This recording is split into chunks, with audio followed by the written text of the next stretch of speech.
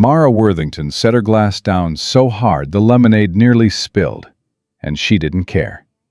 Across the parlor, her sister Eliza laughed like music, her hand resting on John Hampton's arm like it belonged there. Like she hadn't known. Like she hadn't looked Mara in the eye 2 days ago and promised she'd stay away from him. Mara's chest pulled tight. She'd spent her whole life being the quiet one, the patient one, the one who waited. She was done waiting. Drop a comment and tell me what city you're watching from. I want to see how far this story travels. Subscribe and stay with Mara till the very end. You won't want to miss what's coming.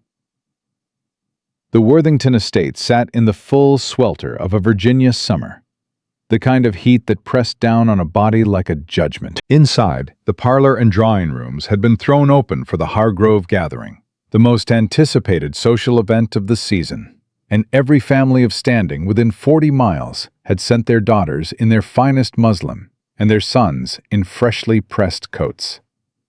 Mara Worthington stood near the far end of the second parlor and watched it all like a woman watching a river from a bank she'd never be invited to cross. She wasn't plain, she knew that. She had her mother's dark eyes and her father's strong jaw, and when she smiled, truly smiled, people sometimes looked twice.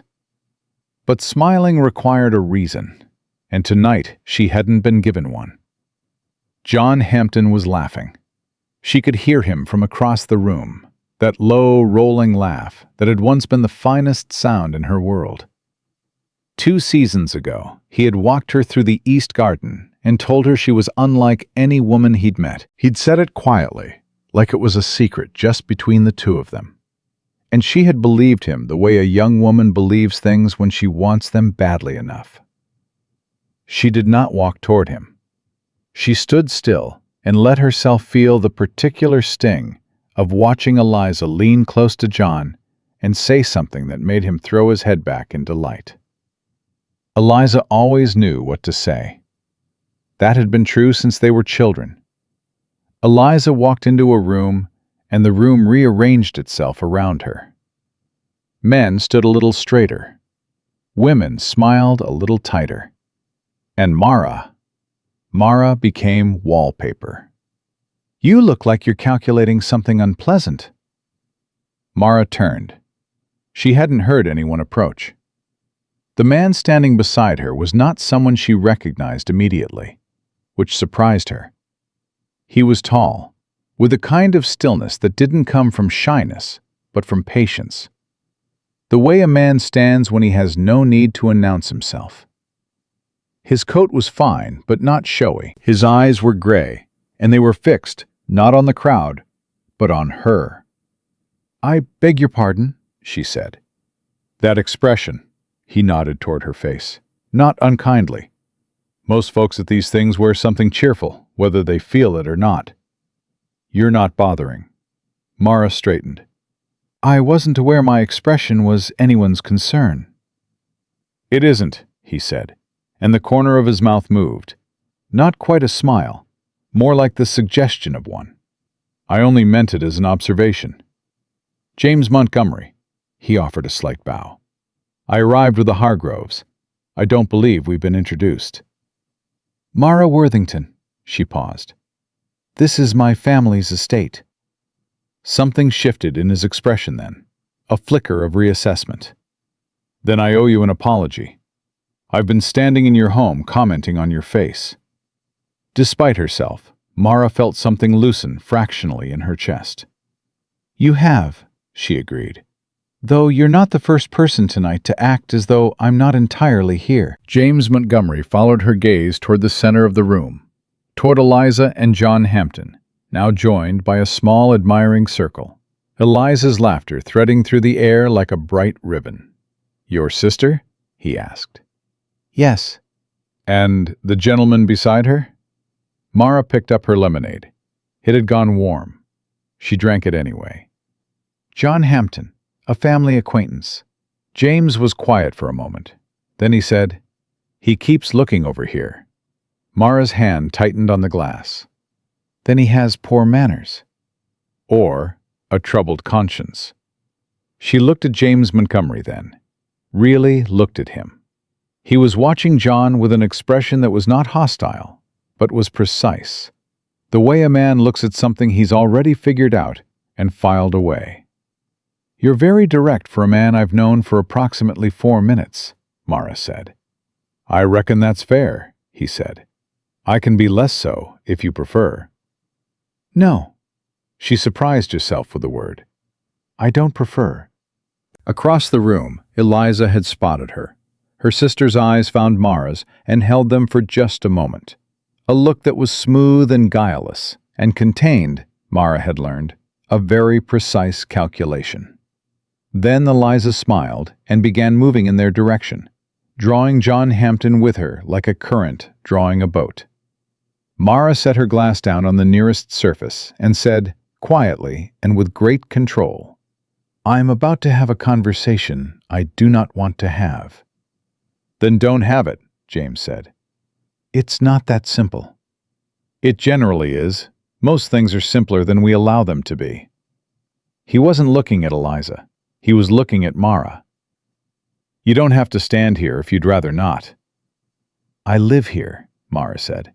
"There is nowhere to go that is not my own house." "Then stand here and let me talk too much," he said. "People tend to remove themselves from conversations where a stranger won't stop speaking." Eliza arrived before Mara could answer. She was radiant in pale yellow, her dark hair curled beautifully at her temples, her cheeks flushed from the dancing she'd done earlier. She looked, as she always did, like the main event. "Mara, darling," Eliza touched her arm. "I've been looking everywhere for you. You mustn't hide yourself in the corners." Her eyes moved to James with a warmth that ignited almost instantaneously, the way a lamp catches. "And who is this?" "James Montgomery," he said. "Miss Worthington has been keeping me company." "Has she?" Eliza smiled. The smile was beautiful and, Mara knew, entirely deliberate. "How lovely. I'm Eliza Worthington, Mara's sister." "I know," James said. Eliza blinked, just once. "I'm sorry?" "Your sister mentioned you." John Hampton stepped forward then, and Mara made herself look at him directly, because she had decided, sometime in the last several weeks, that she would not flinch from things that hurt her. That flinching had gotten her nothing. "Miss Worthington," John said, and his voice carried that familiar warmth she had once memorized. "You look well." "Mr. Hampton." She kept her voice even. "I am well, thank you." "I hoped we might—" He stopped. His eyes moved to James, then back. "I hoped to find a moment to speak with you this evening." "Did you?" It was not a question. Something moved across John Hampton's face. Something that might have been guilt, or might have been discomfort. And Mara had learned the difference between the two well enough to know that men who felt genuine guilt came to you differently than men who simply found themselves uncomfortable. John Hampton was uncomfortable. "We haven't spoken much since you told me I was wasting your time," Mara said. The words fell into a silence that spread quickly. Eliza's smile went very still. John went pale. James Montgomery did not move, but Mara felt him beside her like a steady thing, like the wall that doesn't shift when the wind comes. "Mara," Eliza said, quietly, but with the warning underneath it. "I'm only repeating what was said to me," Mara said. She turned to John directly. "You said I was too serious, too quiet, that a man of your standing required a wife who could hold a room." She paused. "Those were your exact words, Mr. Hampton. Did I misremember them?" John's jaw tightened. "You're taking them out of context." "I've considered them in every context available to me," Mara said. "They do not improve." Eliza touched Mara's arm again, tighter this time. "Why don't we get some air, sweetheart?" "I have air," Mara said, and stepped back one careful step so that her sister's hand fell away. "Enjoy the party, Eliza." She turned and walked toward the far door that led to the east corridor, and she did not look back. And her spine was straight, and her hands did not shake until she was fully through the door and standing alone in the hall, where the music was muffled and the air was cooler. She pressed her back against the wall and breathed. She had not cried. She was not going to cry. She had cried for John Hampton in the privacy of her room for the better part of 3 months, and she had decided firmly, that she was finished spending her tears on a man who had weighed her and found her insufficient. Footsteps. She looked up. James Montgomery had followed her into the corridor. He stopped a respectful distance away and said nothing immediately, just looked at her with those calm gray eyes. "You didn't have to do that," she said. "I didn't do anything." "You stayed, while She stopped. It made it easier, having someone standing there. "I reckon you would have managed fine either way," he said. "Perhaps." She pulled in a breath, but it helped. He leaned against the opposite wall, unhurried, as though a corridor at a party was as natural a place to stand as any. "He said that to you? That you were wasting his time?" "Among other things. And your sister knew you had feelings for him." It was not phrased as a question, and Mara looked at him sharply. "You arrived an hour ago." "Some things don't take long to read." Mara was quiet for a moment. Then, "Yes, she knew." James nodded slowly. "And she's pursued him anyway." "Eliza pursues everything she decides she wants," Mara said. "She has always been that way. I used to admire it." She stopped, reconsidered. "I still admire it, in the abstract. It is only when the thing she wants has belonged to me first that I find it difficult." "That seems a reasonable place to draw a line." "She would say I'm being oversensitive." "Has she said so?" Mara almost smiled. "She says everything gently, so that you cannot quite accuse her of having said it at all." James was quiet a moment. Then he said, "Miss Worthington." "Yes." "I don't know you. I have no claim to any opinion about your life or your family. But the man in that room told you that you were worth less than you are, and the woman in that room has made a habit of confirming it." He paused. "Those are two different wounds, and neither one of them is yours to carry." Mara stared at him. No one had said it like that. Not plainly, not without softening it into something more palatable. Not without asking her first to consider Eliza's feelings, or John's perspective, or the complications of family and society, and the way things simply were. "You are a very strange man," she said finally. "I've been told." He straightened from the wall. "Would you like to go back in, or would you prefer to stay in the corridor a while longer?" "The corridor," she said, "for a few more minutes." "All right." He settled back against the wall. "Then we'll stay in the corridor." They stood in companionable quiet for a moment, and through the walls the music rose and fell, and somewhere in the bright rooms beyond the door, Eliza laughed again at something John Hampton said, and the sound of it reached Mara like a hand pressed against an old bruise. She breathed through it. "Tell me something," she said. "What would you like to know?" "Why you followed me out here. You don't know me. You have no particular reason to concern yourself." James considered this. "I reckon," he said slowly, "that I've spent a fair amount of time in rooms full of people who were looking at the wrong thing. And when I see someone standing at the edge of one of those rooms, holding a glass of warm lemonade and seeing everything the rest of them are missing—" He stopped. "It seems a waste to leave her there alone." Mara looked at him for a long moment. The corridor was dim.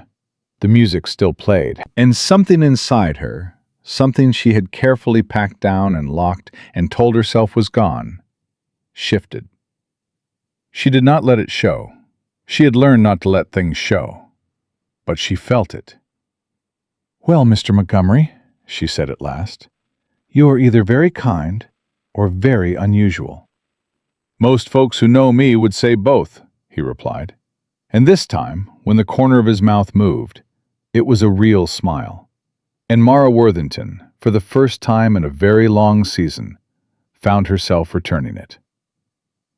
Inside the parlor, John Hampton turned from Eliza's side and looked toward the door through which Mara had disappeared. His jaw was set.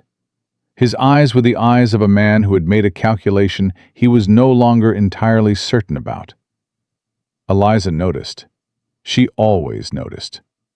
She placed her hand back on his arm, and she smiled, and she said something bright and easy, and John turned back to her because Eliza had always known exactly when to pull a man's attention and exactly how to hold it. But across the estate, in the east corridor, Mara Worthington stood beside a man who had walked away from a perfectly good party to stand in a hallway with her.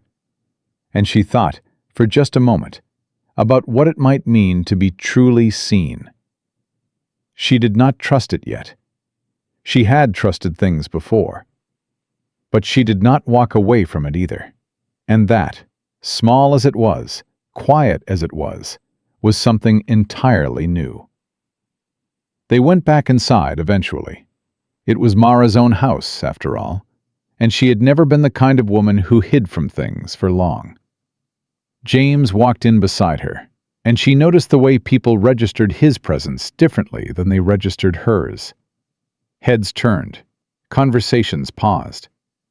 Mrs. Hargrove, standing near the center of the room, with her fan moving in slow, deliberate arcs, fixed her eyes on James Montgomery with an expression of undisguised appraisal and said, loud enough for the surrounding circle to hear, "Mr. Montgomery, we were beginning to wonder where you'd gone." "Taking some air," James said pleasantly. "Miss Worthington was kind enough to show me the east corridor." Mrs. Hargrove's eyes moved to Mara with a particular brand of interest that Mara recognized and disliked, the kind that was less about her and more about what standing near James Montgomery might mean. "How thoughtful," Mrs. Hargrove said, and the warmth in her voice was a different warmth than Mara had ever received from her before. Mara said nothing. She had learned young that some silences were more dignified than anything she could fill them with. She excused herself after a moment and moved toward the side table where the refreshments had been laid out, wanting distance from Mrs. Hargrove's calculating eyes and from the awareness that Eliza, somewhere across the room, was watching. She could feel her sister's gaze, the way you feel weather coming. Not yet arrived, but certain. It arrived in about 4 minutes. Eliza appeared at her elbow, quiet as smoke. She poured herself a glass of water she didn't intend to drink, and kept her voice low and pleasant, and said, "That was quite a performance." "I wasn't performing," Mara said. "You embarrassed John in front of half the county." "John embarrassed himself. I only made it visible." Eliza set her glass down. "Mara." Her voice softened, which was always when Mara had to be most careful, because Eliza's softness was not the same as gentleness. "I know you're still hurting. I understand that. But you cannot—" "Don't," Mara said. "Don't what?" "Don't tell me what I cannot do in my own home." She turned and looked at her sister directly. "And don't tell me you understand what I'm feeling, Eliza. You knew how I felt about John. I told you. I told you plainly, which is not something I do easily. And you looked me in the eye and said you understood, and then you—" She stopped, pressed her lips together, started again. "What exactly did you think would happen?" Eliza's expression did something complicated. "I didn't plan this." "I know you didn't plan it like a general plans a battle," Mara said. "But you saw an opening and you moved. You always move, Eliza. I've watched you do it our entire lives. I just never thought you'd move towards something that was mine." "He was never yours," Eliza said, and her voice was still soft, but there was something underneath it now, something that had teeth. He made that clear, didn't he? He chose not to pursue you. I didn't take anything from you, Mara. There was nothing to take." The words landed like a hand across the face. Mara breathed. Once. Twice. "You're right," she said finally. "He made his choice." She picked up her glass. "And now you've made yours. I hope you're both very satisfied with each other." She walked away before Eliza could answer, and this time she didn't go to a corridor. She went back into the center of the room because she was done removing herself. She was done making herself smaller so that other people could take up the space she vacated. John Hampton found her 12 minutes later. She was speaking with old Mr. Farley, who was 70 years old and largely deaf, and therefore the most comfortable company in the room, when John appeared at her peripheral vision and waited with the patient persistence of a man who had decided on a course of action and intended to complete it. "Excuse me a moment," she told Mr. Farley, who beamed and nodded and likely heard nothing.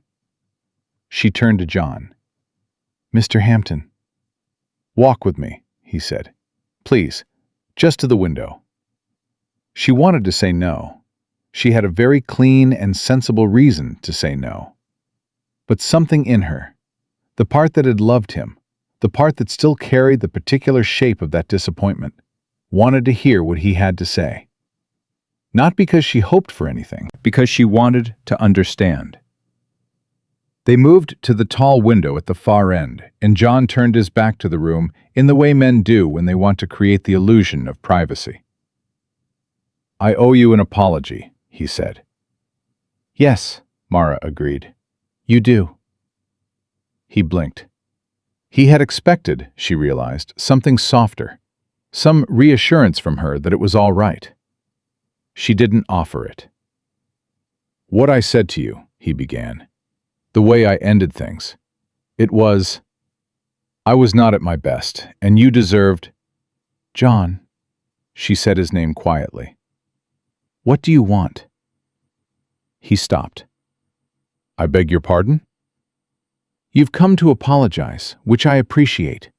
But men don't generally hunt a woman down at a party just to apologize to her. So what do you want?" Something moved across his face. Something she hadn't seen there in a long time. Something that looked almost like regret, except sharper and more recent than regret usually presented. "I've been watching you tonight," he said. "I'm aware." "You're different." Mara tilted her head. "I'm exactly the same." "No." He shook his head slightly. "You're not. You walk back into that room and you—" He stopped, searched for words. "You look like someone who didn't need a single person in it." "Perhaps because I don't." He was quiet for a moment. Then, "Who is Montgomery to you?" And there it was.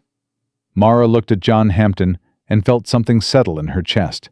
Not coldly, not with anger, just with a clarity she hadn't had before. She understood now. She understood exactly what was happening. "He's a man who was kind to me this evening," she said. "You were alone with him in the corridor for nearly 20 minutes. "In my own home," she said. "Yes." "Mara." "John." She said his name with more patience than he deserved. "You told me I wasn't what you needed. You told me I was too serious, too quiet, not lively enough for a man of your standing. Those were your words, not a paraphrase, your actual words. And now you're standing here asking me about another man." She let that sit for exactly 2 seconds. "What answer would satisfy you?" His jaw tightened. "I made a mistake." "Maybe," she said, "but that's your problem to live with, not mine to fix." She excused herself and walked away, and this time her hands were entirely steady. She didn't go looking for James Montgomery. She told herself that firmly. She circulated. She spoke with people. She listened to Mrs. Hargrove's daughter play a passable rendition of something on the pianoforte, and she applauded at the appropriate moment, and she was, as far as anyone watching could tell, completely fine. James found her about 20 minutes later, near the east doorway, and he said, without preamble, "Hampton's been watching you since you walked away from him." "I know," Mara said. "How do you feel about that?" She considered the question seriously, the way she considered most things. Like a woman who was invisible for 2 seasons has suddenly become interesting because someone else looked at her first. She paused. "Which is either flattering or insulting, and I haven't decided which." "Insulting," James said, without question. She almost laughed. It surprised her, the almost laugh, the way it rose up before she could manage it. "You are very certain about things." "Some things warrant certainty." "And what brings you to Virginia, Mr. Montgomery? You arrived with the Hargroves, but you're not from here." "Maryland, originally." He paused. "I have business interests in the county. Land and some investments. I've been speaking with your father." That was new information, and it rearranged certain things in Mara's understanding of the evening. "My father didn't mention it." "We only met this week. He's a careful man. I suspect he doesn't mention things until he's decided they're worth mentioning." "That describes him accurately," Mara said. She studied James for a moment. "What kind of business?" "The kind that requires a man to know whether the ground he's buying is worth what he's paying for it." He looked at her steadily. "Your father knows this land better than anyone. He's been generous with his knowledge." "He respects people who ask direct questions," Mara said. "He has very little patience for people who talk around things." "I've noticed." Something shifted in James's expression. Something warmer. "He mentioned you." Mara went still. "Did he?" "Said you were the one who kept the estate accounts when your brother was ill last winter. Said you'd identified a billing error from the merchant in town that saved the family a considerable sum." He paused. "Said most men in the county hadn't noticed you yet, and that was their loss, and possibly his advantage." Mara felt heat rise in her face. Not embarrassment exactly, but something adjacent to it. The feeling of being spoken of well when you'd grown accustomed to being overlooked. "He shouldn't have said that." "Why not? It's true." "Because it's private." "So is a lot of what matters," James said simply. Across the room, Eliza had positioned herself beside their father, and she was doing what Eliza always did, shining, radiating, drawing the attention of the room toward herself with an effortlessness that Mara had spent years trying and failing to replicate before she'd stopped trying altogether. Their father was smiling at something Eliza said. He always smiled at what Eliza said. But he'd told James Montgomery about the account books. Mara turned that over in her mind, like a stone she wasn't sure she recognized. "My father," she said slowly, "doesn't typically discuss family business with men he's known less than a week." "No," James agreed. "He doesn't." She looked at him. "Then why did he tell you?" James met her gaze evenly. "I think," he said, "you'd have to ask him that." It wasn't an evasion exactly. It was the kind of answer that meant the real answer existed, but belonged to a conversation not yet ready to be had. Mara recognized the shape of it and filed it away with the precision of a woman accustomed to cataloging information that other people assumed she wasn't collecting. The evening continued. Mara watched and listened, and moved through it with her new and uncomfortable awareness that something had shifted in the architecture of the night, though she couldn't yet name all its dimensions. Then Eliza cornered her again. Not gently this time. It was in the small sitting room off the main hall, where Mara had gone to retrieve her shawl. Eliza followed her in and closed the door behind her, and when she turned around, the soft pleasantness she'd worn all evening was mostly gone. "What did John say to you?" Eliza asked. "Nothing of consequence." "Mara." He apologized. I accepted and moved on. There's nothing more to it. Eliza studied her. He barely looked at me after you spoke with him. That, Mara said, pulling her shawl around her shoulders, is a problem between you and John Hampton, not between you and me. He's interested in you again. Eliza, I need you to leave him alone. The words hit the air between them and stayed there. Mara turned very slowly. What did you just say to me? Eliza's chin lifted, just slightly, the way it always did when she was drawing herself into something she'd decided to commit to. I'm saying it plainly. I know that's what you prefer. I am serious about John, more serious than I've been about anyone. I need you not to— I am not doing anything, Mara said. He came to me. Because you made yourself interesting to him. Don't pretend you don't know what you did. Walking out of that room with Montgomery, making a scene. I made a scene. Mara's voice was very quiet. I made a scene by repeating what a man said to me. In my own house. You knew exactly what you were doing. Yes, Mara said. I was telling the truth, which is more than I can say for the conversation we had 3 weeks ago when you told me you had no interest in John Hampton and I should stop reading things into their friendship. Silence. Eliza's expression flickered, once, quickly. You lied to me, Mara said. You looked me in the face and you lied to me, and I would like you to understand that I know that now. I know it clearly, and I have thought about it carefully, and I have decided exactly what it means about the distance between what you say and what you do. She picked up her shawl. I don't want John Hampton, Eliza. I want you to understand that. I don't want him back. What I wanted from you was honesty, and you chose not to give it to me. That is what tonight is actually about. She went to the door. He isn't who you think he is, Eliza said behind her. Mara paused with her hand on the door. John? Montgomery. Eliza's voice had changed again, softer now, but with something in it that was harder to read. I've heard things about him, his business in Maryland, the reason he left. Mara didn't turn around. Then I suggest you tell me what you've heard rather than announcing it like a warning and leaving me to wonder. People say he was engaged. A woman in Baltimore. Eliza paused. They say he broke it off badly. That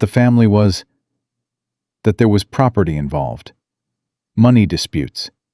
People say he's the kind of man who's charming until he's gotten what he wants. Mara stood very still. I'm telling you because I care about you, Eliza said. Whatever else you think of me tonight, I am still your sister. Mara opened the door. Thank you for telling me, she said, and her voice gave away nothing at all. She walked back into the hallway and stood alone for exactly 1 minute, breathing slowly, turning over what Eliza had said and testing its weight. It could be true.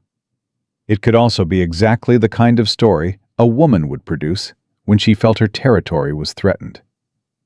Eliza was many things, but she was not above using information as a weapon when the situation called for it. What Mara knew for certain was this: James Montgomery had come to stand with her when she was alone. He had followed her into the corridor without being asked. He had told her, without flinching, that the things people had made her carry were not hers to carry. She didn't know what that meant yet. She didn't know if she could trust it, but she walked back into the main parlor, and James was standing near the fireplace, speaking with her father. And her father, her careful, deliberate father, who trusted almost no one on short acquaintance, was laughing at something James had said, with the full and unguarded laugh he reserved for people he genuinely liked. James looked up and saw her. He didn't smile immediately. He just looked at her, steadily, directly, the way he always seemed to look at things, and then nodded, once, as though confirming something to himself. Mara's father turned to follow James's gaze, and when he saw his daughter standing there, something passed over his face that she had not seen there in a very long time. Something that looked like relief, or hope, or the particular expression of a father who has been waiting, quietly and without announcement, for something good to find his most deserving child. "Mara," her father said, "come here. There are some things Mr. Montgomery and I have been discussing that I think you should hear." She crossed the room. She didn't look back toward the door where Eliza had reappeared, watching with an expression that was perfectly composed and entirely unreadable. She sat down beside her father, and she looked at James Montgomery, and she thought about Baltimore, and broken engagements, and stories that could be true or could be weapons.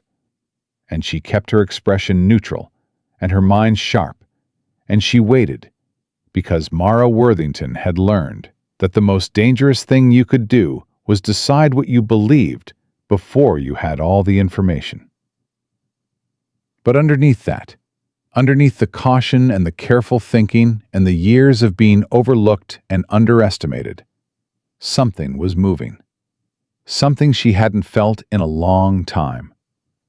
She wasn't sure she trusted it. She wasn't sure she should. But it was there. Her father's voice was low and careful, the way it got when he was speaking about something that mattered. "Mr. Montgomery has made an offer on the Callaway parcel," he said. "The 40 acres bordering our eastern field." Mara looked at James. "That land has been disputed for 2 years." "I know," James said. "That's why I want it." Her father leaned forward.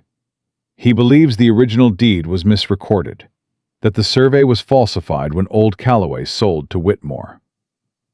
Mara knew the name Whitmore. Everyone in the county knew the name Whitmore. Gerald Whitmore was the kind of man who owned things not because he needed them, but because he could not tolerate the idea of someone else having them. He had 3,000 acres and the disposition of a man perpetually convinced he deserved more. "If the survey was falsified," Mara said slowly, "then Whitmore's claim is invalid." "Yes," James said. "And you intend to challenge it?" "I intend to correct it." She studied him. "That's not a small thing. Whitmore has money and connections and a lawyer in Richmond who has made a career out of making problems disappear." "I reckon he does," James said. And there was nothing blustering in his voice, no performance of courage. Just a man who had already thought the thing through and arrived at his conclusion. "But the original survey records are in the county register, and 2 of the men who witnessed the sale are still alive. What Whitmore has is a document that says one thing. What the truth has is 3 witnesses and a deed that doesn't match the land." Mara's father was watching her with that expression again, the one she didn't quite know how to read. "I told Mr. Montgomery," he said, "that you were the one who found the discrepancy." Mara went very still. "Father." "2 years ago, you were looking at the property maps for the Eastfield expansion, and you noticed the boundary markers didn't align with the registered description." James turned to look at her fully. "You found it." "I noted an inconsistency," Mara said carefully. "I mentioned it to Father. He said it was a matter for lawyers and surveyors, not for you," her father said quietly, and something in his voice carried the particular weight of a man acknowledging, late, that he had been wrong. "I should have listened more carefully. I'm listening now." Mara sat with that for a moment. 2 years she'd let it sit. 2 years she'd filed it away with all the other things she'd noticed and mentioned and been gently redirected from. "What exactly do you need?" she asked James. "The survey notes you made, if you still have them." "I have them." She kept her records. She had always kept everything, every figure and notation and small observation, in the careful journals she maintained in the study upstairs. "They're thorough." "I'd expect nothing less," James said. She should have found the words presumptuous. Coming from someone else, she might have. But James Montgomery said them the way he said most things. Plainly, without embellishment, as simple statement of fact. And she found she couldn't object to them. "I'll get them," she said, and stood. She was halfway across the room when John Hampton stepped directly into her path. He didn't touch her. He had enough sense for that. But he placed himself with purpose, and his expression was the expression of a man who had been drinking steadily for 2 hours, and had passed through the pleasant stage into the resolute one. "I need to speak with you," he said. "Not now, John. It won't take long." "I said not now." She moved to step around him. His hand came out, not grabbing, just landing on her forearm. Just enough pressure to stop her.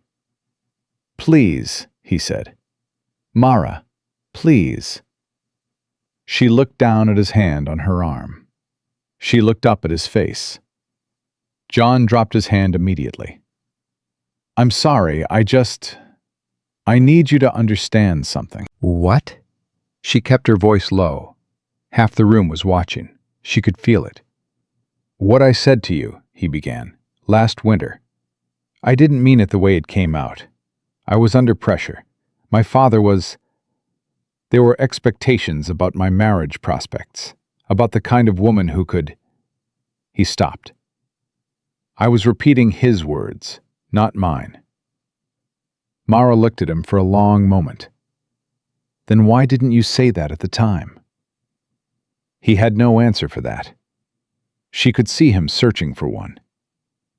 "John," she said, "I'm going to tell you something true, and I want you to hear it as kindness rather than cruelty, because that's how it's intended." She waited until he nodded. "You're not a bad man. You're a man who did a bad thing because it was easier than doing the difficult one. And I think you'll spend a fair portion of your life being that man. And I think you'll feel guilty about it each time. And I think the guilt will feel to you like growth, even when it isn't." She paused. "I don't want that life. Not with anyone who offers it." John Hampton looked at her with the stunned expression of a man who has been handed a mirror he didn't ask for. She stepped around him and went upstairs. Her journals were where they always were. 3 volumes on the second shelf, the most recent one still only half filled. She pulled the second volume, found the pages from 2 winters ago, and carried it back downstairs. She was nearly at the bottom of the stairs when she heard Eliza's voice from the hallway below, directed at someone around the corner.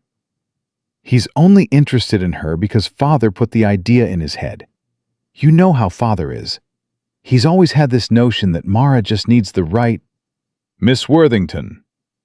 The voice was James's, flat, controlled, very controlled. Silence. Mara stopped on the stairs. "Whatever your intentions," James said, and his voice had none of the ease she was accustomed to hearing in it. "I'd suggest they don't include speaking about your sister in that way to anyone who happens to be standing near enough to listen." I was only..." "You were explaining to me why I shouldn't trust my own assessment of someone I've spoken with for an entire evening." A pause. "I don't generally find that useful." Another silence. Longer. "She's going to get hurt," Eliza said, and her voice had shifted, lower now, and Mara, on the stairs, thought it might actually be true. Not strategy, just the plain, messy truth of a woman who loved her sister badly and knew it. "She always gets hurt. She gives everything quietly, and no one notices until it's too late. And then she puts it all away and acts as though it doesn't matter. And it does matter. It always matters." James was quiet for a moment. "Then perhaps," he said, more gently, "the most useful thing you could do is stop adding to the weight she's carrying and let her decide for herself what she trusts." Mara heard Eliza's breath catch. She descended the rest of the stairs and rounded the corner, and both of them turned to look at her. Eliza, with something raw and unguarded in her face. James, with his steady gray eyes and an expression that asked nothing of her. "I have the journals," Mara said, and held up the volume. James nodded. "Thank you." Eliza looked between them. Then she looked at Mara and said quietly, "I'm sorry for the things I said tonight. Most of them." She glanced at James. "I still don't fully trust." She stopped, started over. "I just don't want you to be hurt." "I know," Mara said. She meant it. "I know you don't." Eliza nodded once, tightly, and moved past them both, back toward the main rooms, and Mara watched her go, and felt the complicated grief of loving a person who consistently disappointed you, and being unable to stop loving them anyway. James said nothing. He didn't fill the silence with something easier, and she was grateful for that. "She's not entirely wrong," Mara said finally. "About the hurt." "No," James agreed. "She isn't." "That doesn't particularly encourage me." "I reckon it shouldn't," he said. "Encouragement that isn't earned is just flattery in different clothes." He looked at her steadily. "What I can tell you is that I don't say things I don't mean, and I don't make promises I don't intend to keep. What I said to you tonight, about the things you're carrying, I meant every word of it." Mara looked at the journal in her hands. She thought about what Eliza had said about Baltimore, and a broken engagement, and money disputes. She thought about how a story could be both true and misleading at the same time, and how she was standing in a hallway with a man she'd known for 4 hours, and she was already defending him in her own mind before she'd even asked him the question. "Mr. Montgomery," she said, "were you engaged to a woman in Baltimore?" She felt him go still. Not physically, he barely moved, but the quality of his stillness changed. She noticed. "Yes," he said. One word, immediate, no hesitation. "What happened?" He looked at her for a long moment, long enough that she thought he might redirect, long enough that she steeled herself for the particular disappointment of a man who answered straight questions with curved answers. "Her family and mine had a business arrangement that predated the engagement by several years," he said. "When the arrangement ended badly, through no fault on either side, it was a land valuation dispute that went to court and was resolved in my family's favor. Her father decided I had engineered it, that I had pursued his daughter to get access to information about the land." He paused. He was wrong. But he was also a man who'd lost a significant sum and needed somewhere to put the blame for it. "And the woman?" "She believed him." Something moved across his face. Not bitterness exactly. More like the scar of a thing that had healed but left its mark. "She was her father's daughter, and she loved him. And when he told her who I was, she accepted it. I can't fault her for that." "But it ended your engagement." "Yes." Mara considered this. "That's a painful story." "It is." "It's also," she said carefully, "the kind of story that sounds entirely reasonable and entirely self-serving at the same time." "I know," James said. "I can't change that. I don't have a version of it that doesn't sound like a man defending himself." He met her eyes. "I have documents, the court records, the original land assessments, the letters from my attorney. If you want to read them, they're available to you." She hadn't expected that. The directness of it, not a reassurance, not a request for trust, but an actual offer of evidence. She was quiet for a moment. "I'll decide whether I want to see them," she said. "Of course." He nodded, and there was no hurt in it, no performance of injury at the fact that she hadn't simply believed him. Just an acceptance that was, she thought, one of the stranger things she'd encountered in a man. They returned to the main rooms, and her father looked up from his conversation with Mr. Hargrove as they entered, and he asked no questions, and he took the journal she offered, with the nod of a man who had been waiting for something to come right for a long time. The party began to wind down around 10 o'clock. The older families made their departures with the measured ceremony of people who kept early hours. The younger crowd lingered. Eliza played the pianoforte for a while. She played beautifully, she always had. And John Hampton sat near her with the expression of a man trying to reconstruct something he'd allowed to fall apart. Mara was helping the housemaid collect empty glasses when Mrs. Hargrove approached her with the determined energy of a woman who had been waiting for a private moment all night. "My dear," Mrs. Hargrove said, "I hope you won't think me forward." Mara braced herself. "Of course not." "Mr. Montgomery," Mrs. Hargrove lowered her voice, "he has spoken of you 3 times in the past hour to my husband. Entirely voluntarily. Thomas barely had to prompt him." Mara looked at her. "I'm not sure what to do with that information, Mrs. Hargrove." "Do with it what any sensible woman does with useful information, darling." The older woman patted her hand. "Hold on to it." Then Mr. Hargrove called his wife's name from across the room, and she excused herself, and Mara stood with the emptied tray and the strange warm weight of what had just been said pressing against the inside of her chest. She was still standing there when raised voices reached her from the foyer. Not loud, not a brawl or anything dramatic, just the tight, careful voices of men who were keeping their anger controlled because they were in company and knew they had to. And that kind of anger was, in some ways, worse. Mara set down her tray and went to the foyer doorway. Gerald Whitmore had arrived. She recognized him immediately. She had seen him twice before at county events. A heavy-set man in his 50s, with a wide face and the eyes of someone perpetually assessing value. He had not been invited to the Hargrove gathering. That was clear from the way his jaw was set, and the way he stood just inside the entrance with 2 men behind him who were not his equals, and both knew it. Her father was facing him.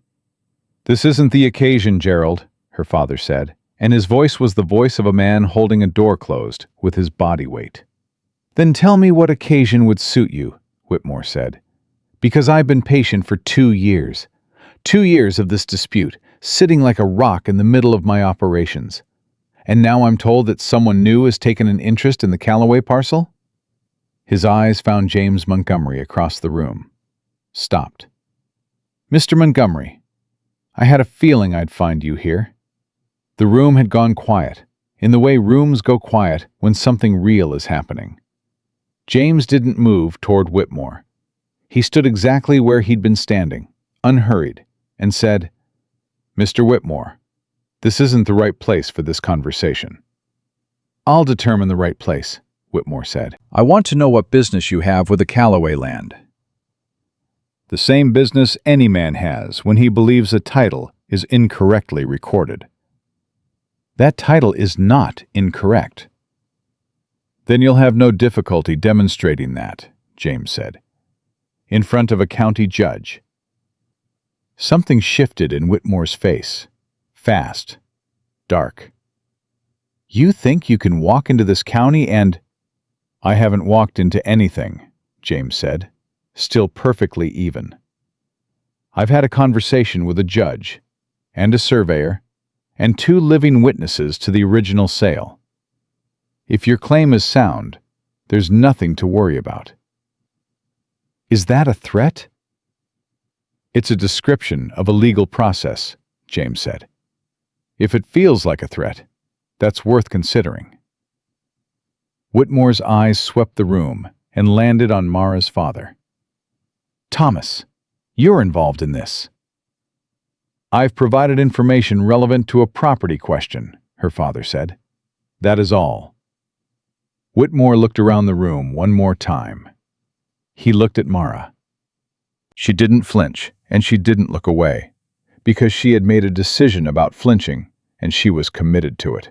Whatever he saw in her face, it didn't please him.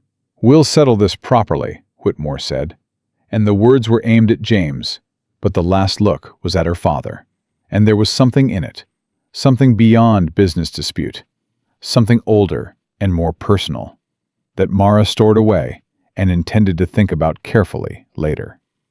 He left. His 2 men followed him. The room breathed. Mara's father reached out and gripped the back of a chair with one hand, just briefly, and she saw how the encounter had cost him, saw the tension in his knuckles, the set of his mouth. She crossed to him. "Father." "I'm fine," he said. "I know you are." She put her hand over his on the chair. "Tell me what that was really about." He looked at her. He looked at James, who was moving toward them. And then he looked at his daughter, with the eyes of a man who had been keeping something for a long time and was very tired of the weight of it. "There are things about the Callaway land," he said quietly, "that I should have told you sooner. There are things about this family's finances that I've been—" He stopped, "trying to manage quietly, trying to protect you and your sister from. Father, Whitmore holds a note against this estate," he said. And then, because it needed to be said plainly, if the Callaway title stands as his, and that survey is upheld, he has grounds to call it. The parlor suddenly felt like a different room. Mara looked at James Montgomery, and he looked back at her. And in the quiet between one breath and the next, she understood that the evening had never been about a party at all. It had been about this, about land and money, and a document that someone had falsified, and a powerful man who had built something on the back of that falsification and intended to keep it there. And she had found the discrepancy 2 years ago. She had found it and mentioned it, and been gently told it was not her concern. "How long?" she asked her father. "How long has Whitmore held the note?" 3 years, her father said. "Mara, 3 years." She said it quietly, not an accusation, or not entirely in accusation. "And the survey I found, did you know then? Did you know what it meant?" Her father's silence was the loudest answer he'd ever given her. She straightened. She pulled one slow breath. She looked at James. "Tell me what you need from me," she said. "All of it. Not just the survey notes. Everything." James looked at her for a moment. Just a moment. The way a man looks at someone when he's measuring not their weakness, but their strength, and finding it sufficient. "All right," he said. "All of it." And somewhere across the room, John Hampton sat beside Eliza at the pianoforte and watched Mara Worthington become someone he had never once, in 2 full seasons of knowing her, understood her to be. They moved to the study, her father, James, and Mara, and nobody else, because some conversations required walls and a closed door, and the absence of people who would hear things they weren't ready to hear. Mara lit the second lamp herself, because her hands needed something to do while her father sat down heavily in his chair and looked like a man who had been holding a door shut with his shoulder for 3 years and had finally stepped aside. "Start from the beginning," she said. "The actual beginning." Her father looked at James. James looked at Mara and said, "Your father came to me 2 months ago. Through a mutual contact in Richmond. He'd heard I was looking at land in this county, and he reached out." Mara turned to her father. "You sought him out." "Yes. You told me he arrived with the Hargroves, and you'd only just met." "I said we met this week." Her father's voice was careful. "That was true. We corresponded before that." Mara sat down.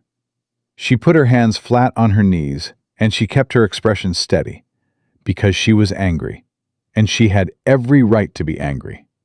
And she was also a practical woman who knew that anger deployed too early just gave people reasons to manage her instead of answer her. "All right," she said. "Continue." James opened the leather case he'd carried in from the hallway. He laid 3 documents on the desk.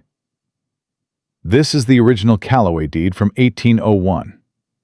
This is the survey filed with a county register in 1804, when Whitmore purchased the parcel. And this, he placed a 3rd sheet beside the others, is the survey your father had commissioned independently in 1812, which your father then quietly filed with a different set of records, because he was advised, by a lawyer Whitmore also employed, that challenging the title would be inadvisable. Mara looked at her father. You had a survey done? Yes. You had proof? Evidence, her father said. Not proof. Evidence that something was wrong. But Whitmore, he had the lawyer. He had the judge in the county at that time in his pocket. And I had... He stopped. I had 2 daughters and an estate, and a note that he held, and I was told very plainly that a man who made trouble for Gerald Whitmore tended to find his note called early. The room was quiet for a moment. He threatened you, Mara said. He didn't have to say it directly, her father said. That's the way men like Whitmore work. They don't threaten. They just remind you of your circumstances. Mara pressed her lips together. 3 years. Her father had been living under this for 3 years, managing it alone, keeping it from her and Eliza, spending all that careful energy maintaining the appearance of normalcy, while a man held the estate over his head like a blade. And 2 years ago, she had found the survey discrepancy on her own, without knowing any of this, and her father had looked at what she'd brought him and said it was a matter for lawyers, and redirected her back to her ordinary life. Because he'd been afraid. She understood it. She did not forgive it easily, but she understood it. What changed? She asked James. Why now? The judge Whitmore had in his pocket retired last November, James said. The new county judge is a man named Callister. He's from Pennsylvania. He has no prior relationship with Whitmore, no debt to him, no history. He paused. And 2 of the original witnesses to the Callaway sale are both still alive and both still willing to testify. One of them is 73 years old and has been wanting to tell the truth about what he signed for the better part of a decade. He's been waiting for someone to ask him. Mara looked at the documents on the desk, at the 2 surveys, one falsified, one true, sitting side by side. The difference in the boundary markings was not dramatic. To an untrained eye, it could easily look like a minor transcription variance. But she had spent enough time with property records to know that a shift of 40 acres in the wrong direction was not minor. It was exactly 40 acres. It was precise. It was deliberate. Someone told Whitmore tonight, she said. Both men looked at her. He wasn't invited to this party. He arrived within 2 hours of the conversation where you told Father and me about the case. She looked at James steadily. Someone in this house told him you were here. James was quiet for exactly 2 seconds. Yes, he said. I think so too. Who knew you were coming tonight? The Hargroves, your father. He paused. And anyone either of them mentioned it to. Mara thought about the party, about who had been where, about the conversation she'd moved through and the one she'd observed from a distance. She thought about John Hampton, who had been in this county for 6 years and had cultivated careful relationships with every man of standing in it. She thought about the way he'd positioned himself throughout the evening, near her father early on, near the Hargroves, always in the center of things. She didn't say John's name aloud, not yet. She didn't make accusations she couldn't support. But she filed it. We need to move quickly, James said. If Whitmore knows I'm working on this, he'll go to his lawyers before the week is out. We have a narrow window before he finds a way to delay the filing. How narrow? Her father asked. 4 days, 5 at the outside. I need to be in front of Judge Callister before Whitmore gets there first. Mara looked at her survey notes in the journal, open on the desk. Her handwriting was small and precise, the kind of handwriting that came from a woman who had learned to fit a great deal of information into limited space. 2 years ago, she had sat in this same room and made these same notes, and believed that what she'd found was simply an interesting discrepancy in a county record. She hadn't known it was the thread that could unravel a man's 3-year stranglehold on her family.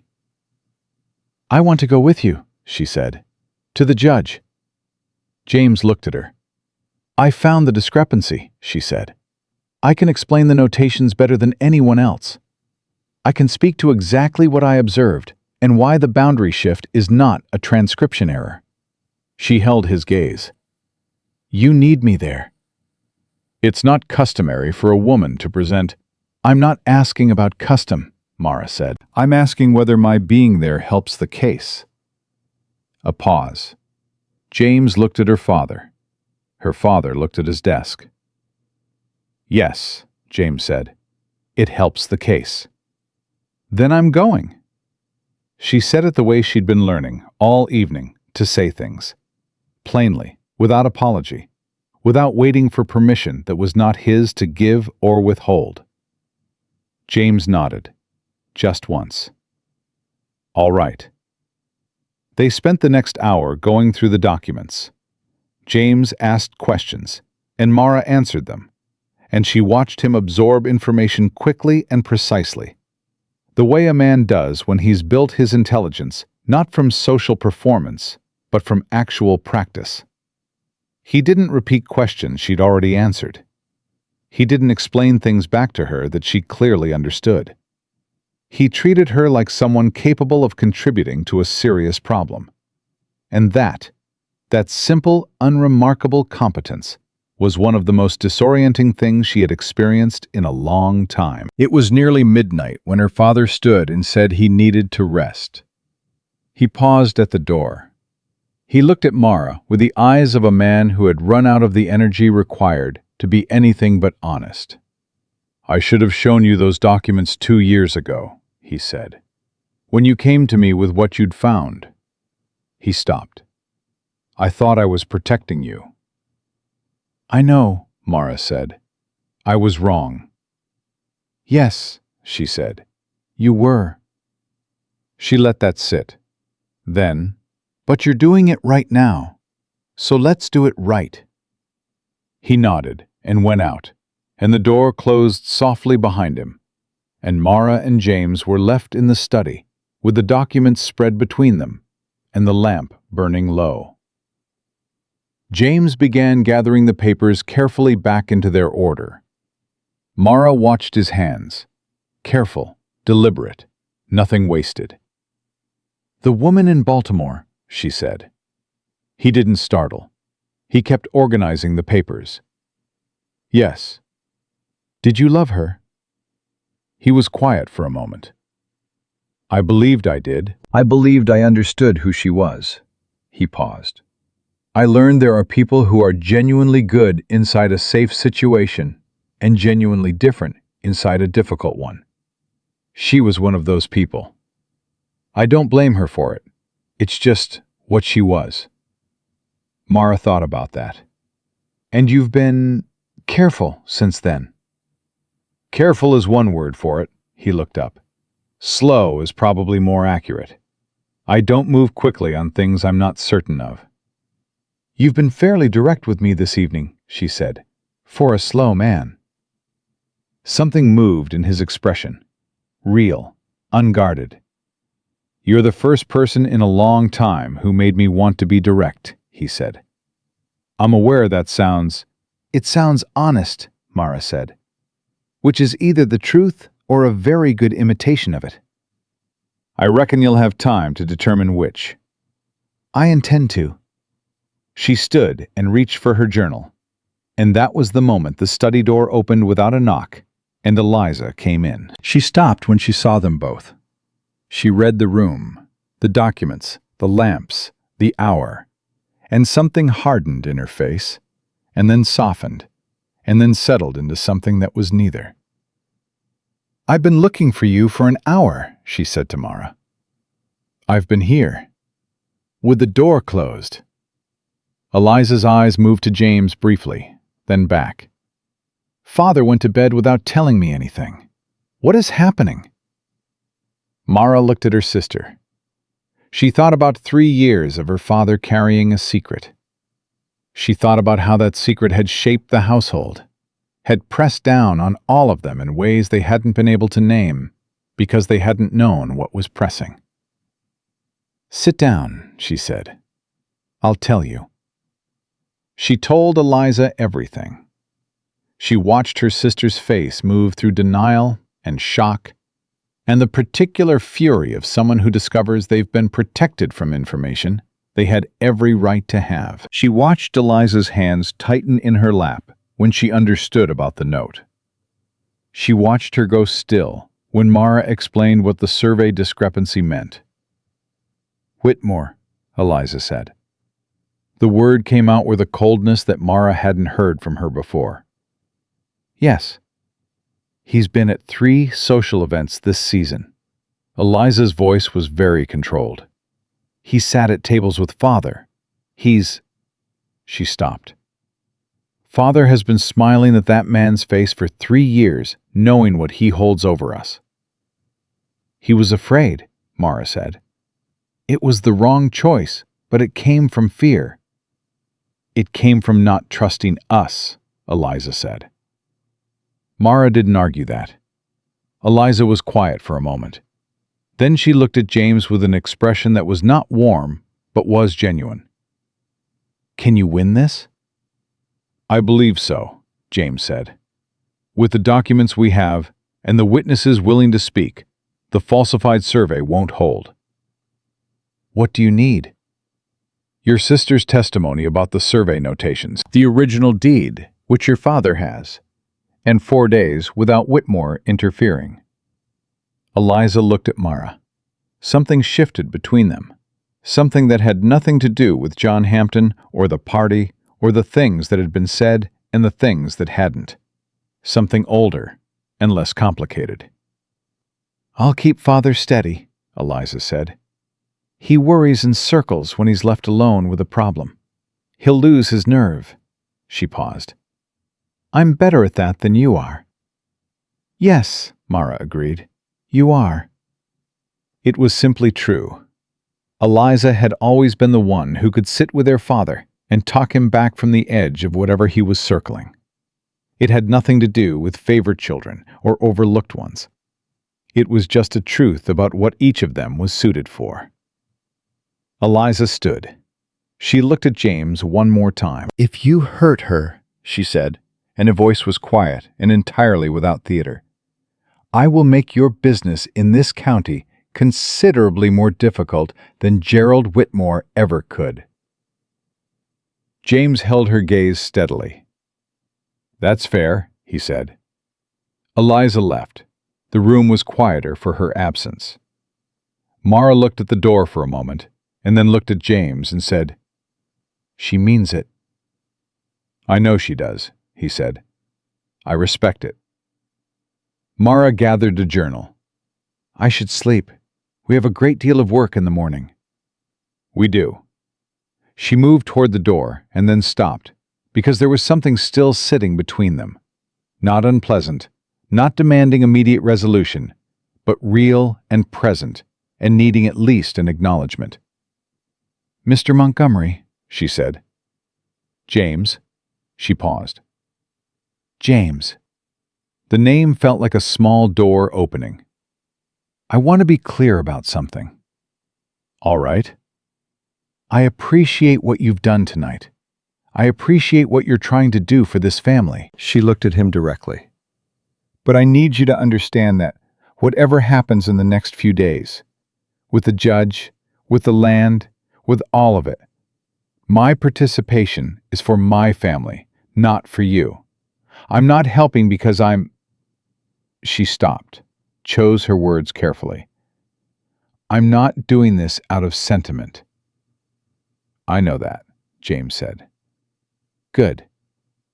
For what it's worth, he said, I didn't come to this county expecting to find... He stopped, started again. I came for the land dispute. That was the whole of it. And now? He looked at her with those calm gray eyes and said, very simply, and now there's more. Mara held that. She didn't dismiss it, and she didn't embrace it, because she was a careful woman dealing with a complicated situation, and she had learned, the hard way, more than once, that the feeling of being seen and the reality of being truly known were two entirely different things, and one did not guarantee the other. But she did not walk away from it either. "Good night, James," she said. "Good night, Miss Worthington." "Mara." The corner of his mouth moved. "Good night, Mara." She went upstairs. She lay in the dark for a long time, not sleeping, running the evening through her mind the way she ran figures, looking for errors, for inconsistencies, for the places where something didn't add up. She thought about her father and the years he'd spent managing alone what he should have shared. She thought about the survey and 40 acres and a falsified document, and a man who had built his security on someone else's dishonesty.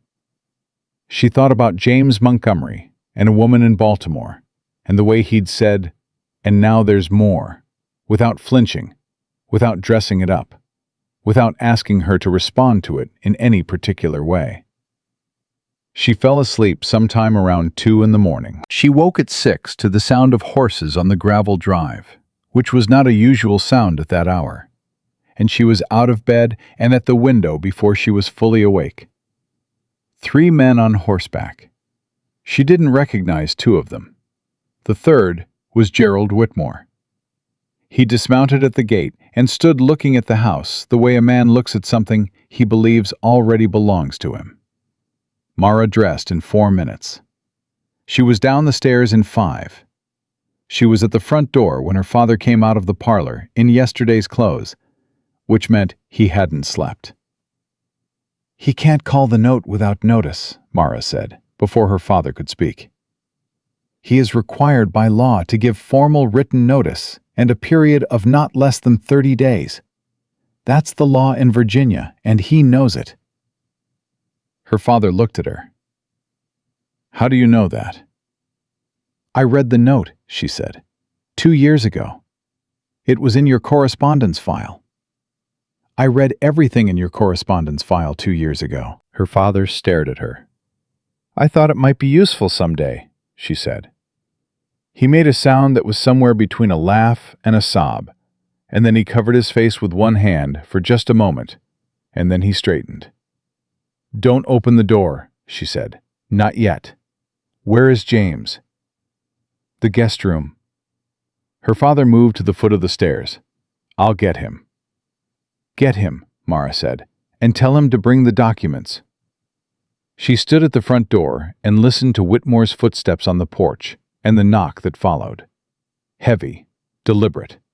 The knock of a man who believed he set the terms of every conversation he entered. She breathed. She thought of every room she had stood in the corner of, every conversation she had listened to from the edge, every time she had held information and had it dismissed because the person holding it was her. She was not in the corner anymore. She put her hand on the door. She opened the door. Whitmore stood on the porch with his 2 men behind him and a folded document in his left hand, and he looked at Mara with a particular expression of a man who had expected a servant and received something else entirely. "Miss Worthington," he said, "I'm here to speak with your father." "My father is aware you're here," Mara said. "He'll be down shortly. In the meantime, you're welcome to wait in the front hall." She stepped back and held the door open, because she would not give him the satisfaction of a locked door. A locked door said fear. An open one said she'd been expecting him. Whitmore came in. His 2 men stayed on the porch, which was either courtesy or strategy, and Mara suspected strategy. She led him to the front hall and did not offer him a seat, because this was her house, and she had not decided he deserved one yet. "I'll be direct," Whitmore said, without waiting for her father. "I know what Montgomery is attempting. I know about the survey challenge, and I know about the witnesses he's located." He held up the folded document. "I have here a letter from my attorney in Richmond indicating that any challenge to the Callaway title will be met with immediate action on the outstanding note against this estate." Mara looked at the document in his hand. She did not reach for it. "You are welcome to leave that with me," she said. "I'll have our attorney review it." "Your attorney." Whitmore's voice carried the comfortable contempt of a man accustomed to being the most powerful person in any room he entered. "Your father hasn't retained an attorney in this county in 4 years, Miss Worthington. I think we both know why." "Because the attorneys in this county all have prior relationships with you," Mara said pleasantly. "Yes, we're aware of that, which is why we've retained someone from Richmond." Whitmore went still. It was the first crack, just a small one, just the fraction of a second where his certainty adjusted to accommodate new information. And Mara felt it, like a change in the air before rain. "When?" he said. "That's between our attorney and us," she said. "But I'm happy to pass along his name and contact information so your attorney can reach out directly." Footsteps on the stairs. Her father came down first, composed in a way that had cost him something, because she knew her father, and she knew what composed cost him this early, on this kind of morning. James came down 2 steps behind, the leather case in his hand, and he took in the room in one clean look, and came to stand beside Mara without ceremony, without making a production of it, just positioning himself as though that was simply where he belonged. Whitmore looked at James with the eyes of a man recalculating. "Montgomery," he said. "Mr. Whitmore." James set the case on the hall table and opened it without hurry. "Since you're here, we can save ourselves some correspondence." He drew out 2 documents and held them toward Whitmore. The original Callaway deed and the independent survey commissioned in 1812. You'll notice the boundary discrepancy is consistent across both documents and represents a deliberate shift of 40 acres. We also have a signed affidavit from Henry Marsh, who witnessed the original 1804 sale, attesting that the boundary description he signed does not match the survey subsequently filed with the county. Whitmore didn't take the papers. Henry Marsh is an old man with a failing memory. He remembered quite clearly, James said. "We have it in writing." "1 witness." "2, Mara said. "The second affidavit was signed 3 days ago. I believe you know Daniel Pryor. He was the county surveyor's assistant in 1804. The silence that followed was different from the silences earlier in the conversation. This one had weight to it. Whitmore stood in the hall of her family's home, and she watched him absorb the fact that the ground under his position was less solid than he'd built his entire strategy upon. "Pryor signed nothing," Whitmore said. But the certainty in his voice had changed pitch. Still controlled, but effortful now. "He did," James said. "I have the document in Richmond. Our attorney is filing it with the county register this morning." He paused.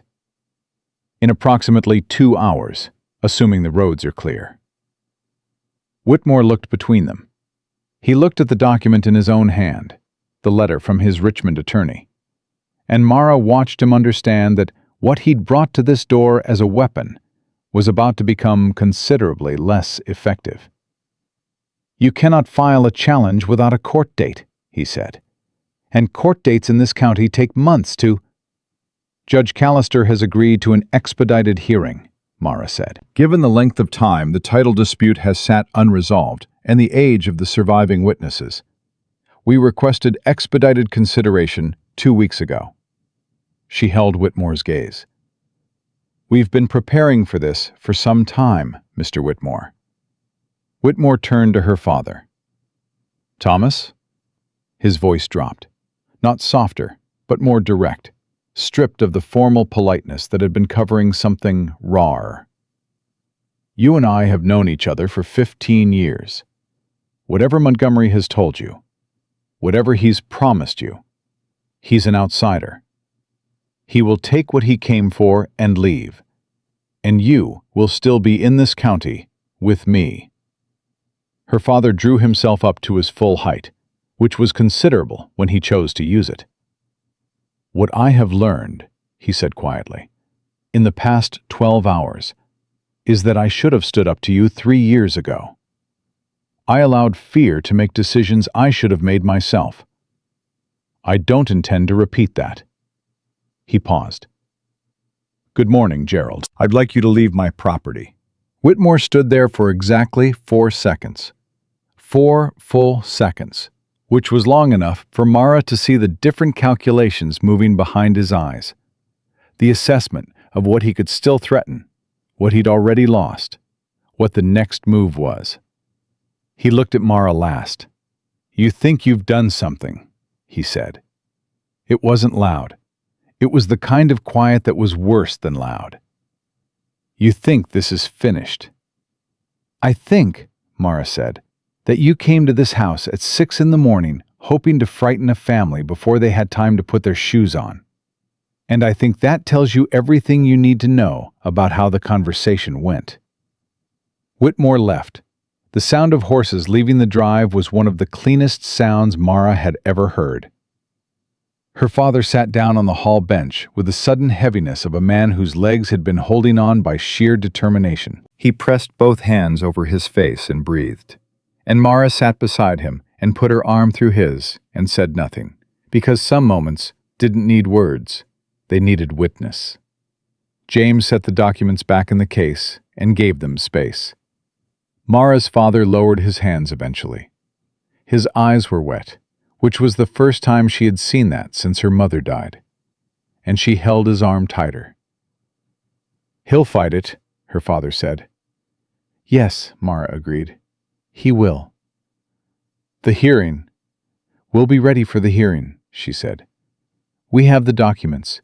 We have the witnesses. We have an attorney who doesn't owe Whitmore anything."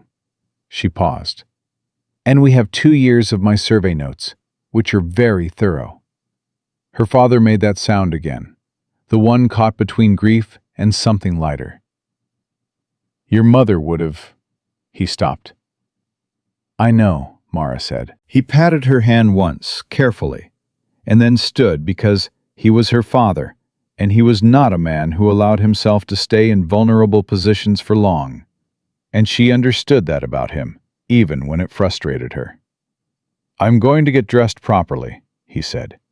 "And then I'm going to eat something." He looked at James. "You'll stay." It was not entirely a question. "Yes, sir," James said. Her father went upstairs. The hall was quiet. Eliza appeared in the doorway from the parlor, still in her dressing gown, her hair loose, and she looked at Mara with an expression that asked the question without words. "He left," Mara said. Eliza closed her eyes for 1 second. 1 full second of unguarded relief.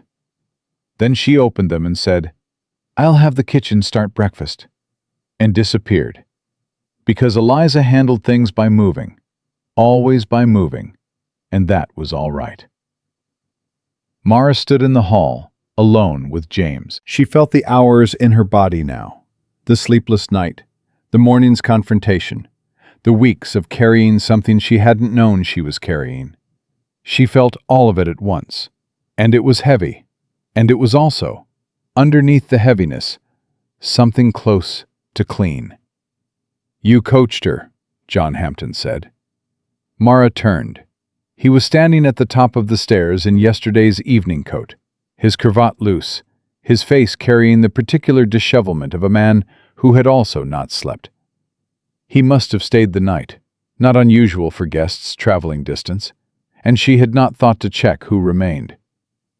He came down the stairs slowly and stopped on the bottom step and looked between Mara and James with an expression that was complicated and earnest and several days too late. "You planned this," he said. Not accusatory, just understanding arriving at a pace that couldn't match the pace of events. "We didn't plan Whitmore arriving this morning," James said. "No," But the rest. John looked at Mara. Your father didn't just happen to be in contact with Montgomery. You've been preparing for this. All of it. He shook his head slightly. While I was at every party in the county, shaking Whitmore's hand because he was a man of influence, and that seemed to matter. Mara looked at him steadily. Did you tell him James was here last night? John's face did something she hadn't expected. It crumbled, just at the edges, just briefly, the way a man's face goes when he's been asked the question he's been dreading and finds he can't construct the answer he'd rehearsed. He asked me, John said, 2 weeks ago. He asked if I knew anything about Montgomery's interests in the county. I told him. I mentioned the Hargrove gathering. I didn't understand what I was. You told him, Mara said. I didn't know what it meant. No, Mara said. You didn't. Because you weren't paying attention to anything in this county that didn't directly affect your own standing. She said it without cruelty and without particular heat, just as a true thing, plainly stated. That's not a crime, John, but it's something worth knowing about yourself.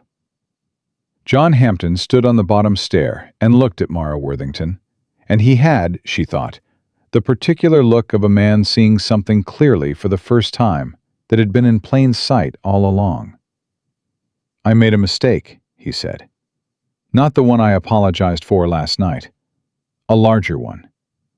He stopped. I think I've spent 2 years understanding that in small pieces and not wanting to look at the whole of it. I know, Mara said.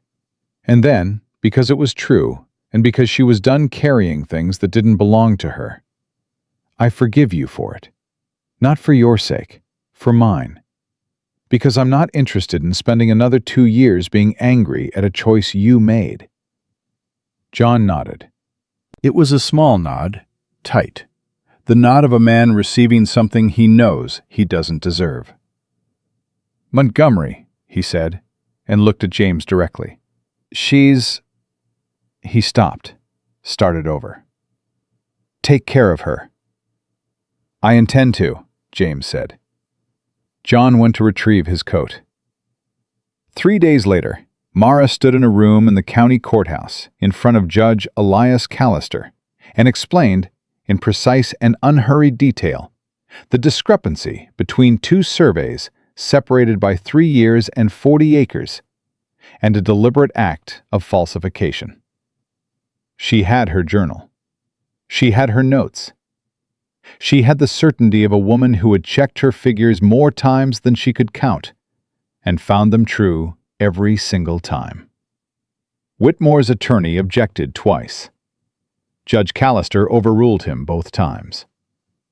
Henry Marsh testified for 40 minutes with the clarity of a man who had been waiting a decade to tell the truth, and intended to spend every syllable of it. Daniel Pryor testified after him, quieter and more technical, and the judge listened to both with the focused attention of a man who had not spent years accommodating the most powerful man in the county. When Whitmore's attorney attempted to introduce a character challenge against James, the Baltimore engagement, the property dispute, reframed as a pattern of predatory business conduct, James's attorney produced the court records from Baltimore in full and submitted them without comment, and let them speak for themselves. The judge reviewed them. He looked at Whitmore's attorney over his spectacles. He did not say anything. But what he did not say was eloquent. The hearing lasted 4 hours. The ruling came the following morning, and it was not complicated. The 1804 survey was found to contain material errors inconsistent with the original deed and eyewitness testimony. The Callaway parcel boundary was to be redrawn in accordance with the 1801 deed. Whitmore's claim to the 40 acres was invalid. The county register was to be corrected. And because the ruling addressed the boundary on which Whitmore's note against the Worthington estate was partially predicated, because that parcel had been used as security collateral in a document that had now been found to misrepresent the land, Whitmore's attorney had 48 hours to renegotiate the terms of the note or face a secondary review of the original lending agreement. He chose to renegotiate. Mara's father came home from the courthouse and sat at the kitchen table and ate a full meal for the first time in what Mara suspected was months. And Eliza sat beside him and kept her hand over his throughout. And Mara stood in the doorway and felt something she hadn't felt in a very long time in this house. Something that felt like safe. James found her in the garden that evening. Not the formal garden, the working one, behind the east wing, where the kitchen herbs grew and the old stone bench sat under the oak that had been there since before the house was built. She went there when she needed to think without being watched, and she had not told him about it, which meant he'd asked someone, her father or Eliza, and been directed here. That told her something. "It's done," she said when she heard him behind her. "It's done," he agreed, and came to stand beside the bench. "I keep waiting to feel something different," she said. "Something larger. But mostly I just feel tired, and glad, and tired." "That's about right," James said. "Big things usually feel that way when they're finished. It's only in the middle of them that they feel large." She looked at him. "What do you do next? With the parcel?" "Develop it responsibly. There's good timber on the eastern edge, and the soil near the creek is better than Whitmore ever made use of, because he never actually needed it. He only wanted to own it." He paused. "I'd like to discuss a partnership with your father, a formal one. The land borders your eastern field, and working it jointly makes more sense than two separate operations." "He'll want to review any agreement carefully," Mara said. "I'd expect him to. I'd want him to." He looked at her steadily. "I'd want you to review it. You're the one who keeps the accounts." "You know that from my father." "I know it from watching you work for 3 days," he said. "You don't miss anything. You don't assume. You check every figure twice, and you note the exceptions, and you know exactly where the edges of a thing are." He paused. "I have not met many people like that. I have certainly not met many people like that who've been spent years being told their attention to detail was an inconvenience." Mara was quiet for a moment. The evening was warm, the way Virginia summers were warm. All the way to the bone, the kind of warm that doesn't apologize. "I want to say something," she said. "And I want to say it plainly, because that seems to be the only way I know how to speak anymore, and I find I prefer it." "All right." "I am not easy," she said. "I am serious, and I read everything, and I ask too many questions, and I have a very limited tolerance for people who say things they don't mean." She looked at him. "I spent 2 years being told those were false. I don't believe they are anymore. But I want you to understand I want you to understand who I am, before anything else is said or decided." James was quiet for exactly long enough that she felt the weight of the silence. "I know who you are," he said. "I've known since you were standing in a crowded room, holding a glass of warm lemonade, and watching everything the rest of them were missing." He paused. "I didn't walk into that corridor because I felt sorry for you, Mara. I walked in because you were the most awake person in the room, and I wanted to know what you were thinking." She held that.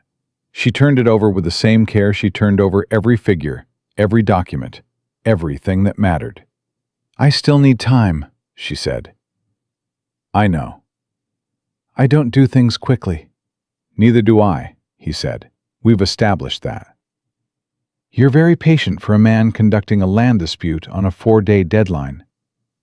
"Some things require speed," he said. "Some things require patience.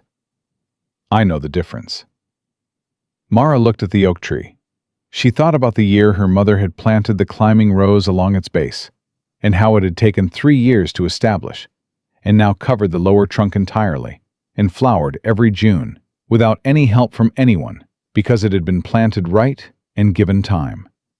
She thought about what it meant to be planted right. "I will review the partnership agreement," she said, "when you have a draft. I'll have one by the end of the week. I'll have questions. I would be genuinely concerned if you didn't." She stood from the bench and turned to face him fully, and the evening light was the kind of light that made everything look as it actually was. No flattery, no shadow, just the plain truth of things in the last of the day's warmth. "Thank you," she said, "for coming to this county, for deciding that a 40-year-old falsified survey was worth correcting." She paused, for standing in a corridor with a woman you'd known for 4 minutes when she needed someone to stand there. "Thank you," James said, "for opening the door this morning." She looked at him. "Which door?" "All of them," he said simply. Mara Worthington walked back toward her family's house in the long light of a Virginia summer evening, and she walked the way she intended to walk from here forward. Not quietly, not carefully, not with one eye on the corner she'd spent too many years occupying, but straight and sure and entirely her own. Behind her, she heard James fall into step without being asked, because that was what he did. He showed up, he stayed, and he never once asked her to be smaller to make him feel larger. And in that house, with the note renegotiated and the survey corrected, and her father eating full meals, and her sister sitting beside him, and the 40 acres that had always been rightfully theirs now returned to the record where they belonged, Mara understood that what she had found this summer was not a rescue. It was a recognition. The woman who had stood invisible at the edge of every room, who had kept every record, and noticed every discrepancy, and held every truth with both hands while others looked past her.